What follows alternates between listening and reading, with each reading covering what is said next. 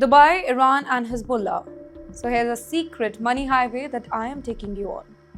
You're watching Times XP. My name is Dhriti Atri, and a hidden network that nobody saw coming until now. Tonight, a shocking trail of money is being uncovered, a trail that runs quietly through Dubai's glittering skyline before slipping into Lebanon's broken streets and finally landing inside the pockets of Hezbollah's fighters. Iran, it seems, have found a brand new way to fund its most powerful proxy. So let's break this down slowly, visually, and dramatically. $1 billion secret. That's right, Iran's new money route has been exposed. For years, Iran used Syria to move money to Hezbollah. But everything changed when Bashar al-Assad was toppled last December. All of a sudden, Iran's old smuggling routes, they were blocked, they were monitored, or maybe simply destroyed. So Tehran created a new way, a highway, a quieter one, a smarter one. And it started in Dubai. It starts from the oil money, goes to the exchange shops, then couriers, and then Hawala.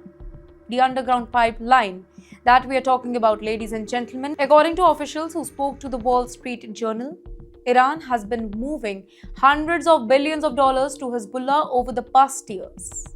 The method? No banks, no wires, no official channels. Instead, Iran linked exchanges shop in Dubai. Private companies posing as normal businesses, businessmen, couriers, and frequent travelers. And ultimately, the ancient Hawala network, where money does not travel, trust does. Dubai is a global business hub, which makes this even more dramatic. Behind the skyscrapers, the luxury hotels, the spotless highways, a hidden financial pipeline was quietly running. In fact, now the UAE has responded. They said that not on our soil.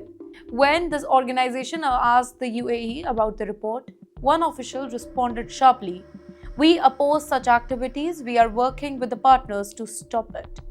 Dubai does not want to become the center of the Middle Eastern shadow war, and the UAE has been cracking down really hard in recent months, tightening their rules, tracking the money flows, and shutting suspicious channels. But Iran adapted again. In fact, there are travelers that carry a lot of cash and a lot of jewelry. Iran's new trick to avoid being caught here. Lebanon has also tried to stop the flow. They have banned direct flights from Iran, they have increased screening, they have tightened borders, but Iran switched every single strategies. But Iran, they switched their strategies every single time. Instead of large transfers, it began sending small couriers. Travelers, pilgrims, businessmen, each carrying limited cash or jewelry, just enough to avoid suspicion, but collectively a massive river of money. Iran has sent $1 billion to Hezbollah in 2025. I know it's shocking, but the US Treasury says that Iran found ways to move around $1 billion last year alone. Washington has already sanctioned individuals that are involved in this Dubai-based operation, but the network, it is still alive, still evolving. So let's talk about the bigger story here. Hezbollah is rebuilding. And this is why it matters. Because 1 year ago, Israel and Hezbollah fought a very brutal 1 year long war. Hezbollah lost commanders, bunkers, even command centers, their entire networks. The war ended with the US brokered truce. Israel withdrew from most positions. Hezbollah was supposed to leave southern Lebanon. The Lebanese army was supposed to take control. But the whole region is still fragile.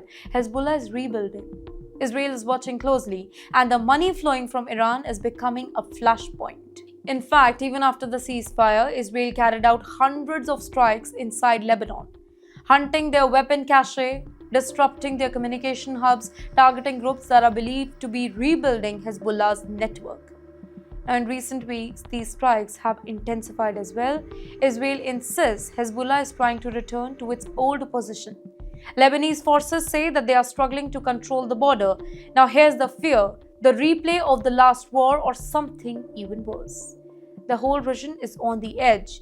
Be it Dubai, Iran, Israel, Lebanon, all interconnected right now. This is not just a financial story, not just a military story, not just another Middle East headline. This is a network story where every city, be it Dubai, be it Beirut, Tehran, Tel Aviv, everything is connected like dots on a secret map.